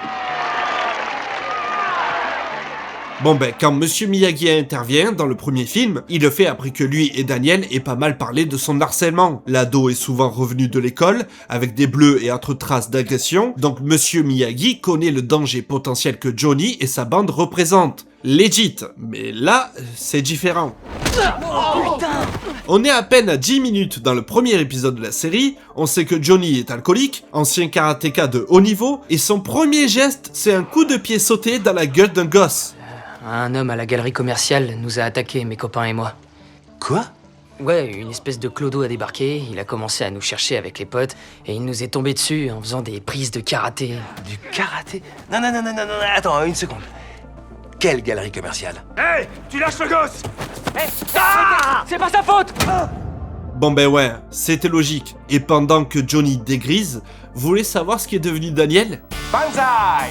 C'est Daniel Larousseau de Larousseau Auto avec des offres spéciales sur tout notre inventaire. Ouais, un vendeur de voitures. Ouais, parce que dans le premier film, Monsieur Miyagi, il lui fait lustrer et frotter la voiture. C'est la réplique culte du film qui donne en VO wax on, wax off. Et le karaté étant devenu un peu ringard depuis les années 80, il l'utilise de cette manière trick-cliché pour vendre ses voitures. Passion qu'il a sûrement développée avec sa première caisse offerte par Monsieur Miyagi au passage. suis fou de joie. Miyagi character fulfilled that need that we all have of somebody to help us through those tough spots and give us some insight, because you don't learn it in school. Leçon pas seulement pour karaté. Leçon est pour toute la vie. Daniel, on l'a suivi sur 3 films. On sait que c'est devenu un héros dans une petite bourgade du Japon où il a terrassé un mec bien plus violent que lui pour encore une fois sauver une ado en détresse, mais aussi affronter littéralement une tempête pour sauver une gamine. Ben ouais, c'était une suite, fallait mettre le paquet. Et dans le 3e, il a à nouveau participé à la finale du tournoi local face à notre élève de Cobra Kai, cette fois-ci entraîné par ce sociopathe de Terry Silver. Et il a quand même gagné. Bref, le mec, c'est 2 fois la star du coin, on se doute qu'il a une bonne réputation, apparemment maintenant il est à l'aise financièrement, il a une magnifique maison avec 2 beaux enfants, une femme, bravo à lui, il a vécu une ascension sociale, c'est le boss, le patron, le papa, parfait. Mais avant de nous montrer ça, la série fait quelque chose de très malin. On a déjà vu que Johnny n'habite pas un palace, qu'il galère financièrement et dans le monde du travail. On pourrait se dire que c'est à cause de son comportement, mais comment ça se fait que lui ait subi un tel déclassement? Qu'est-ce que tu fous dans mon appartement, Sid? Jolie façon de me remercier. D'après toi, qui a payé ta caution? Je t'ai jamais rien demandé. Ah, voilà Sid, et c'est le beau-père de Johnny. On comprend très vite que leur relation n'est pas vraiment synonyme d'amour inconditionnel, notamment avec cette réplique où Sid lui rappelle qu'il aimait beaucoup sa mère, mais... J'étais loin de me douter que j'aurais son couillon de fiston sur les bras jusqu'au cercueil. Aïe, ouais, coup dur. En plus, on a pu voir la photo d'un jeune garçon auparavant chez Johnny, du coup... Ça lui fait quel âge, Robbie? 15 ans? 16? Depuis quand t'as pas vu ton môme? Bon, ça va, fous le camp de chez moi. Je foutrai le camp d'ici quand ça me chantera, et pas avant. Sid! Quoi? Décidément, Johnny a une vie de merde. C'est son beau-père qui a l'argent depuis le début, sa mère et lui étaient des transfuges de classe, et il a sûrement connu son lot d'agressions au sein même de son cercle familial recomposé. Ça n'excuse pas son comportement dans le premier film, hein, mais ça rajoute du contexte à sa façon d'être, et aussi à la violence qui est montée crescendo entre lui et Daniel. De plus, on avait vu que la violence de son comportement était aussi due en partie à son éducation aux arts martiaux. Ce qui fait que oui, il avait certes ses torts, notamment vis-à-vis d'Ali, mais méritait-il une vie de loser à ce point? Voilà ce qui arrive aux gens qui n'ont pas la chance de tomber sur un Miyagi. Ah, enfin, c'est loin tout ça, c'est du passé. Attends, c'est le gars du karaté? Le type du tournoi? Celui à qui t'as botté le cul? Et là, c'est qui le perdant? Vous êtes malade? Si on veut être précis, je vais botter la tronche. Je te taquine, je te taquine. Cette question, c'est le point de départ de l'arc scénaristique autour de Johnny sur 6 saisons. Donc, vous vous en doutez peut-être, je vais pas pouvoir tout traiter. Notamment parce que si Johnny est le personnage principal de la série, le format même de ce genre de fiction permet de s'intéresser à plus que sa personne, et c'est là où il me faudrait plus qu'1 an de travail et une seule vidéo pour tout explorer. Donc, je vais aller assez vite et résumer pas mal de choses à l'essentiel et au maximum possible sans spoiler. Salut, je voulais vous dire merci. D'accord, eh ben c'est fait. C'est parce que Miguel a vraiment besoin d'aide que par la force des choses, Johnny se retrouve à l'aider, en refusant dans un premier temps d'ailleurs, ce qui était peut-être la meilleure décision. Notamment parce que, comme on l'a vu, le mec a un problème de boisson, qu'il est toujours autant en retard dans sa façon d'être et de penser, et qu'il a déjà un fils qui ne veut plus le voir. Mais en même temps, Miguel, lui, il se fait harceler violemment. Daniel pourrait l'aider, hein, mais il n'a pas de dojo et sa propre carrière dans l'automobile, donc il ne peut pas l'aider. Pire, le bully de Miguel est le petit ami de sa fille, et il a déjà retourné la situation. Bref, Miguel a besoin d'un sensei, et par un coup de scénario plutôt habile, Johnny a l'idée du siècle. Reformer le dojo Cobra Kai. Quoi? Qu'est-ce que...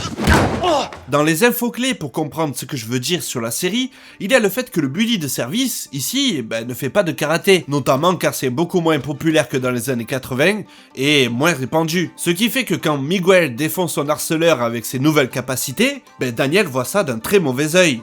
Seulement, je vois pas pourquoi tu t'obstines à faire revivre Cobra Kai après ce que ton sensei t'a fait subir. Moi, je suis pas Chris. Lui a gravi quelques échelons de plus dans la vie et c'est cool, hein. Mais de ce qu'on sait, il n'a pas vraiment cherché à transmettre la vision de Monsieur Miyagi sur le karaté. Sa réussite est avant tout individuelle dans le pur modèle néolibéral américain. C'est le patron et le père de famille idéal, oui, mais aussi celui qui a délaissé tout un savoir précieux et donc de fait, sa communauté. Oh merde! C'est bon, hein? Attrapez-le! Frapper le premier, c'est faire preuve d'agressivité. Ok? Si on n'est pas agressif, on est une femmelette. Et ici, y a pas de femmelette, ici on a des burnes. Laissez-moi partir! Tenez-le bien! Vous y allez un peu fort dans la genrification, non? S'il vous plaît! Tu vas manger grave! Il n'est bien sûr pas responsable de l'harcèlement que subit Miguel, et encore moins des actes de tous les jeunes de la ville. Mais alors qu'il a eu littéralement la même position dans sa jeunesse, Miguel ne trouve que Johnny pour l'aider. Pire, Daniel se retrouve à défendre le vrai Bully, à vouloir fermer le dojo de Johnny, et ça, c'est ce qui crée des enjeux très simples à comprendre, mais plutôt complexes à traiter, et donc passionnants à suivre. Tu veux que les gars du lycée continuent à te traiter comme un tocard? Je suis prêt pour ton karaté à 2 balles! Tu regardes ton ennemi droit dans les yeux, et tu lui mets ton poing sur la gueule. Non, c'est pas du karaté à 2 balles. Ça y est, tu l'as bien visualisé? C'est du Cobra Kai! Tu prends la pancarte, tu la tiens en l'air et puis tu la fais tourner, d'accord? Jusqu'à ce soir et t'auras ton fric. Bonjour, il est jamais trop tard pour apprendre à botter des culs.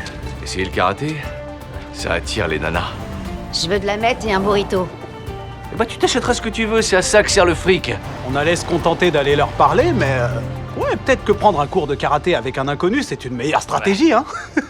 Fais ton boulot, tiens la pancarte, je reviens plus tard. Pigé? Pigé. Ce fils de pute a traîné notre nom de famille dans la boue. Tu vas le laisser faire ça, cousin? Calme-toi, arrête. Non, me dis pas de me calmer. Je trouvais ça mignon au début, mais là c'est plus drôle. C'est personnel. Alors comment on réplique? C'est le symptôme, la fin justifie les moyens, du syndrome Magneto, rapprochant du coup l'histoire de la série à la dispute idéologique entre certains professeur Xavier et son antagoniste. Et tu sembles dire dans ton livre donc que la bataille entre les vilains et les héros, elle est là en fait. Elle est sur la bataille des moyens et des fins. Si tu réfléchis aux implications morales de ça, en fait c'est assez intéressant parce que le fait d'être dans une logique alors qu'on pourrait appeler justement conséquentialiste qui est de dire en fait c'est l'issue qui est importante. En fait, c'est souvent présenté comme une posture de méchant. C'est souvent le méchant qui va penser comme ça, et c'est une façon de voir les choses qui est souvent très très condamnée dans la pop culture, et on privilégie plutôt une morale un peu absolue qui est celle du héros. Une espèce de vertu comme ça qui est on va suivre des grands principes et on s'en tape en fait des conséquences, ce qui fonctionne très bien dans des littératures comme ça un peu jeunesse ou des imaginaires un peu pop, parce que le gentil gagne à la fin, donc il a pas à tenir compte des conséquences de ce qu'il fait, alors que le méchant c'est celui qui va dire désolé, on va faire des trucs qui sont condamnables, mais c'est pour améliorer les choses, on est obligé quoi. Combiné au souvenir de son propre harcèlement et à sa lutte pour faire fermer Cobra Kai, Daniel se croit dans son bon droit de héros de l'histoire à se battre contre le retour du dojo. Et qui pourrait le blâmer, hein? Johnny est raciste, misogyne, homophobe et j'en passe. L'un des premiers trucs qu'il fait en tant que sensei, c'est jeter son seul élève, les mains liées dans une piscine. Son élève asthmatique. Bref, c'est vraiment pas le bon prof, on est d'accord, mais c'est celui qui s'occupe de Miguel et de son problème. Au début, de manière catastrophique, évidemment. Oui, c'est ça. 3 minutes, continue.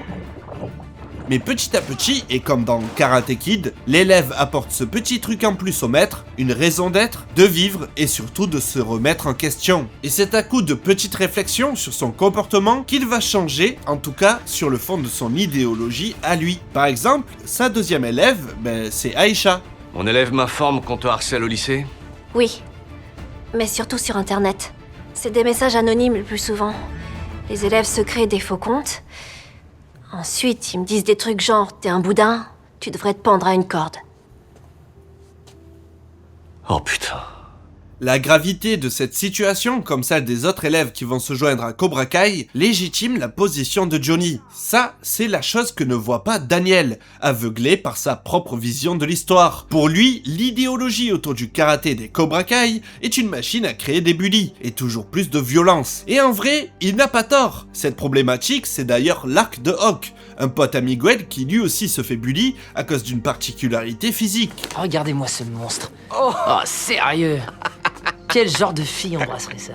Je ne vais pas donner de nom, mais l'autre jour, une mère m'a appelée parce que son fils pleurait, car des élèves se moquaient de sa difformité faciale sur Internet.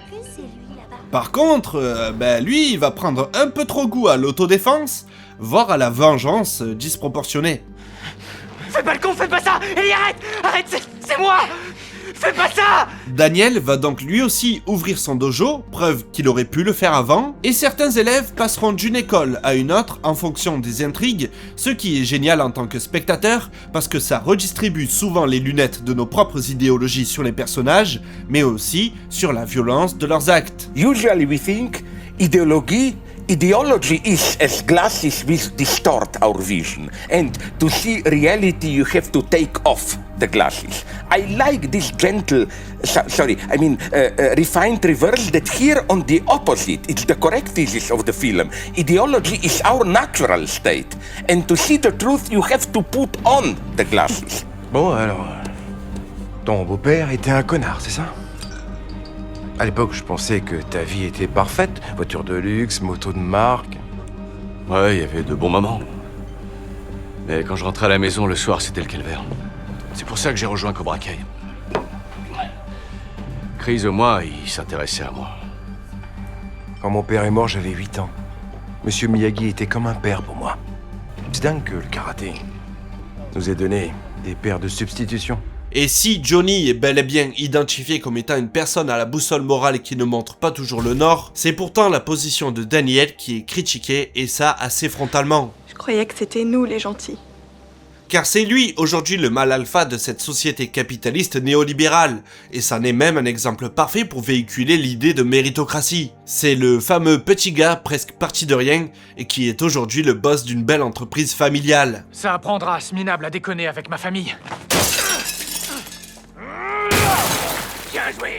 Alors que son antagoniste, c'est le vestige d'une vision dépassée de la masculinité, qui a certes son triste regain de popularité, mais qui reste aujourd'hui vu par la majorité comme étant ridicule à minima. Cette posture de macho man, elle a été moquée dans la pop culture depuis les années 80, et la série en est très consciente. Ça, c'est ce qui rend toute la première saison super intéressante, surtout quand on remet en contexte qu'elle est sortie en 2018 et sur YouTube, car cette position n'est évidemment pas anodine et remet en question le statu quo habituel. Cobra Kai s'inscrit donc réellement dans une démarche contre-culturelle, non seulement via son premier canal de diffusion, mais aussi par son point de vue assez osé, pour une série qui ne parle pas de bonhommes en cap et collant, mais de jeunes gens qui pourraient exister et aux problèmes qui résonnent terriblement avec notre réalité. Et ça, en épousant non pas le point de vue de ces vieux mecs complètement dépassés, justement non, la série met à mal leur idéologie respective au regard d'une jeunesse qui hérite de leur monde, en étant plus que jamais en recherche de repères. Je rajouterai cependant que des deux vieux, c'est surtout Daniel qui reste campé sur ses positions et sa façon de penser pendant un long moment, convaincu qu'il détient le secret de l'émancipation dans le ponçage de parquet ou la peinture de barricades, alors que Johnny, lui, va essayer de réellement changer. Écoutez, je reconnais que Cobra Kai a eu quelques problèmes dans le passé. Mon sensei ne respectait pas toujours les règles. C'est d'ailleurs pour ça que je suis parti. Mais mon Cobra Kai est différent. C'est un endroit où tous les adolescents se sentent les bienvenus. Hajime! Où on les harcèle pas sous prétexte qu'ils sont bizarres. Enfin, je veux dire uniques.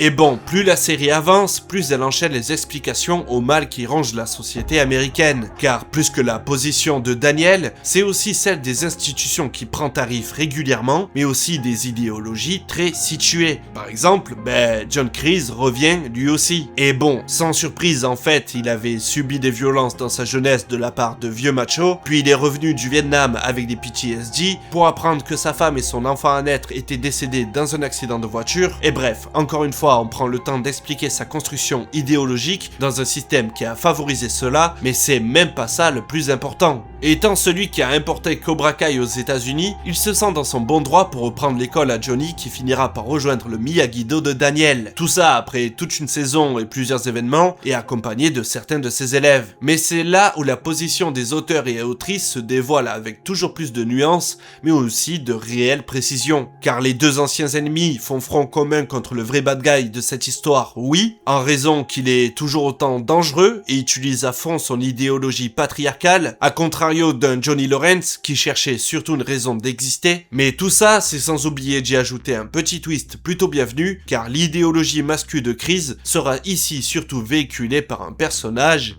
féminin, rendant alors trouble la lecture genrée de cette discussion pour se concentrer sur le terreau fertile à cette posture réactionnaire qu'arbore fièrement Kreese, alors que lui a déjà tellement coûté et ça sans jamais relativiser la gravité de ses actes et de leurs conséquences, mais en y apportant de la complexité et du contexte, créant alors un discours pertinent sur la violence de tout un système. Et de toute évidence, Daniel ne pouvait pas rester un antagoniste tout au long de la série, mais le forcer à agir face à la détermination de Johnny à ne pas laisser faire les choses, souligne tous les problèmes liés à sa posture non violente et à sa supposée supériorité morale.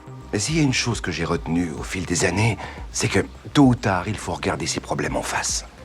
Et je dois affronter les miens. Bref, c'est vraiment intéressant comme manière d'étendre un lore en faisant parallèlement du fanservice. Parce que ça, il le répète un max de fois, parfois avec les vieux potes de Johnny, ou même Ali, qui a droit à son retour et un approfondissement de son point de vue à elle sur ces événements. Vous pensez tous les deux qu'il n'y a qu'une version de l'histoire? Je sais qu'il y en a deux. Non, il y en a 3. Il y a ta version, il y a ta version, et juste entre les deux, il y a la vérité. Et la vérité, c'est que vous vous ressemblez plus que vous voulez bien le croire. Et peut-être que vous reconnaissez cette partie chez l'autre et que chacun de vous n'aime pas beaucoup le reflet que ça lui renvoie. Tout ça donne plein d'occasions différentes pour retourner dans les années 80, mais avec un point de vue actuel et loin des illusions de la nostalgie, voire clairement avec le poids de la responsabilité des actes passés. J'étais très con à l'époque du lycée. Tu méritais mieux que ça. J'ai bousillé notre relation, notre amitié. Toutes mes excuses. Et au vu du contexte dans lequel la série est sortie, à savoir l'Amérique de Trump, là où ça aurait pu rendre confus le propos de la série, son ancrage à ses origines cinématographiques permet de garder un cap moral qui va pour moi dans le bon sens. Et donc à l'inverse de Walter White, Johnny, lui, Breaking Good, et ça fait du bien. After 34 years, it's there's something about the timing of this with just with the streaming video platform now that it makes sense to tell a story in this kind of format. As far as the characters go, I've been waiting for this for 34 years. I've been training ever since for the rematch. Car bien sûr, ce n'est pas anodin de prendre parti pour Johnny, quand on a seulement le premier film comme point de référence. Mais la série sert justement à apporter une réponse à ce truc très con de prendre son parti. Des fois au premier degré, en défendant son point de vue de gros bourrin, mais en soulignant sans cesse ce qu'il fait de mal, pour que personne ne reste à la traîne du progrès, pas même ceux qui s'identifiaient à lui. Je ne peux donc que vous conseiller de regarder Cobra Kai. C'est rythmé, over the top parfois, cheesy très souvent, mais c'est vraiment fait avec le cœur et beaucoup d'esprit. Et si vous ne connaissez pas les films, ça vous poussera peut-être à vouloir les rattraper, tant tout ça est chargé de ses origines. Des origines qui ne viennent pas de nulle part, que ce soit dans les choix des castings, dans la direction des acteurs, ou même la façon de penser de ce bon vieux John G. Avildsen. Car si la série réveille parfois les morts, pour des séquences qui pour moi gâchent un peu le plaisir, c'est bel et bien son héritage à lui, qui habite la série. Et j'en veux pour preuve une dernière anecdote sur le bonhomme, et c'est d'ailleurs là où tout ce que je veux dire va être résumé. Un truc un peu raté du remake de 2010, c'est par exemple cette scène où Monsieur Han est lui aussi bourré, parce que c'est la date d'anniversaire de l'accident de voiture qui a coûté la vie de sa femme et de son enfant. Il explique qu'il se disputait avec ces dernières sur une route de montagne sinueuse, qu'il pleuvait et qu'il a perdu le contrôle de sa voiture, le laissant seul avec tous les regrets et la peine qu'on imagine aisément. Bon, en vrai, c'est une très belle scène, mais c'est un traumatisme individuel qui n'atteint pas la portée de celui de toute une communauté. Et vraiment, c'est pas une question de l'une fait plus pleurer que l'autre ou quoi, c'est juste que là, ça ne dépasse pas le cadre des personnages et de la fiction. Là où Karate Kid s'ancre dans des événements bien réels pour faire résonner ses thématiques jusqu'au sommet du pouvoir de son époque. Cet ancrage dans le réel, ça fait partie du style qu'a développé John G. Avildsen dans son début de carrière, notamment en faisant des films corpo, des pubs et autres reportages institutionnels. Et dans le lot de tout ce qu'il a pu faire, il y a une partie de ce double épisode d'Amazing Segment qui montre qu'Avildsen était aussi attaché à comprendre ce qu'il se passe chez les jeunes les plus défavorisés. So imagine that you're 15 years old, living on the streets with no one to turn to for help. What do you do? This is where we spent about a week, right here on this rooftop. You know, compared to what was going on at home, the roof was better than home. Et ouais, si Daniel est un bon personnage, Avildsen s'est penché sur de vrais jeunes en galère, qui eux n'avaient pas la chance d'avoir un Miyagi pour les aider. Et ça pour promouvoir des foyers associatifs de protection des mineurs et femmes battues en Californie. Littéralement, il s'est confronté aux conséquences terribles que peut avoir la violence domestique et la détresse d'une partie de la jeunesse pour les transmettre à une plus large audience. Audience qui ne dépassera jamais celle de Karate Kid, évidemment, mais ce tout petit documentaire en dit beaucoup sur sa démarche personnelle, sur sa volonté volonté de se confronter concrètement aux conséquences d'une violence que l'on sait en majorité masculine. I was very interested in Options House and the work that they were doing, so I figured, well, I'll use the opportunity to let more people know about Options House. In the last quarter of 1986, the 6 shelters turned away 588 kids. If not for that shelter, I would not be standing here. I would not be standing anywhere on the face of this earth. I would be lying on my back on some street or in a grave. I hope people become more aware of Options House, and if they're so moved to involve themselves with Options House, is doing volunteer work, or sending them money, or talking to their local politicians to find out how the situation can be corrected.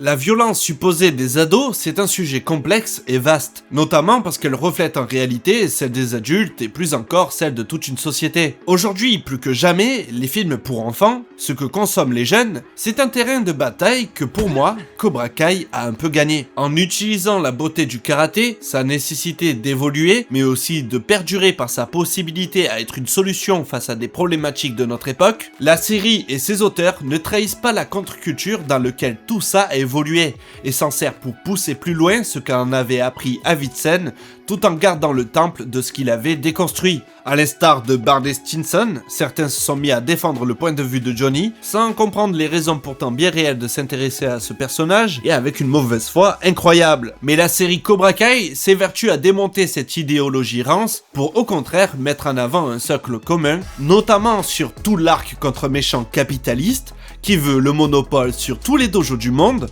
avec une stratégie de dédiabolisation particulièrement efficace. Et bref, vous avez compris, tout ça c'est pas très subtil, mais justement, ça dit tout frontalement avec une grande sincérité et ça en fait toute sa force. La série n'est pas parfaite, aucune œuvre ne l'est, mais c'est l'exemple même de ce qu'il faut faire quand la pop culture nous échappe. Il faut la réinvestir et se pencher sur comment et pourquoi tout ça a été créé à la base. La catégoriser seulement comme série jeunesse, d'ailleurs, ça serait oublier à quel point son sous-texte liant les deux vieux ennemis a du sens et reste pertinent une fois replacé dans la globalité de l'œuvre qui est Karate Kid. Tout ce travail pour mettre en valeur cet univers a été si significatif qu'un nouveau film a tenté de marquer l'essai après le grand final de la série. Mais assez tristement, et alors que Karate Kid Legends réunit le remake et l'œuvre originale dans une continuité qui n'efface pas leur travail, le long métrage est trop court pour ce qu'il a à mettre en place, peine à être satisfaisant dans son fanservice et paraît trop calculé pour dépasser son postulat de produit à consommer, et c'est même pas un mauvais film, juste une triste façon de tirer un billet de plus sur la nouvelle popularité d'une saga qui a pourtant et toujours beaucoup plus à apporter. Et voilà, maintenant je peux le porter avec fierté. Merci beaucoup d'avoir regardé cette vidéo jusqu'à la fin, j'espère sincèrement qu'elle vous a plu et intéressé. N'hésitez pas à commenter, partager, liker, etc. Vous connaissez le chemin, et pourquoi pas regarder du côté du financement participatif, c'est très concrètement ce qui me permettrait de continuer à produire des vidéos. Sur ce, je vous laisse, c'était Ace Modé, à la prochaine.